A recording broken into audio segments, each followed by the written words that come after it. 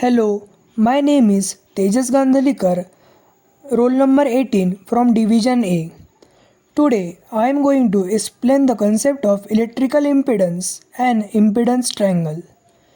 Electrical impedance. Electrical impedance is the measure of the opposition that a circuit presents to a current when a voltage is applied. Quantitatively, the impedance of a two-terminal circuit element is the ratio of the complex representation of the sinusoidal voltage between its terminals to the complex representation of the current flowing through it. In general, it depends upon the frequency of the sinusoidal voltage. Impedance extends the concept of resistance to alternating current AC circuits and possesses both magnitude and phase, unlike resistance, which has only magnitude. Impedance is a complex number with the same units as resistance, for which the SI unit is the ohm. Its symbol is usually Z, and it may be represented by writing its magnitude and phase in the polar form. However, Cartesian complex number representation is often more powerful for circuit analysis purposes. The notion of impedance is useful for performing AC analysis of electrical networks because it allows relating sinusoidal voltages and currents by a simple linear law.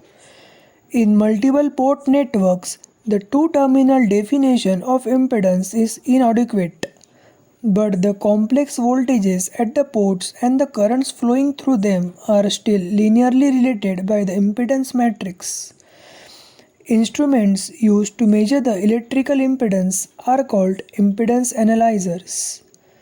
The reciprocal of impedance is admittance. Now, I am going to explain the concept of impedance triangle. Impedance triangle is a right angle triangle whose base, perpendicular and hypotenuse, represents resistance, reactance and impedance respectively. It is basically a geometrical representation of circuit impedance. Explanation of impedance triangle is given in the PPT. Now I am going to explain the significance of impedance triangle. Impedance triangle is very used if you want to find the value of impedance. This triangle can also be used to find the value of power factor. These values can be found out if the impedance in the complex form is known. We will understand this with one example.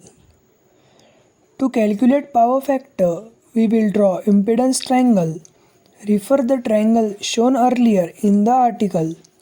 Since power factor is equal to cosine of the angle between Z and R, hence this value of cos phi is equal to power factor. Cos equals to R by Z. I have completed the information of electrical impedance and impedance triangle. Thank you.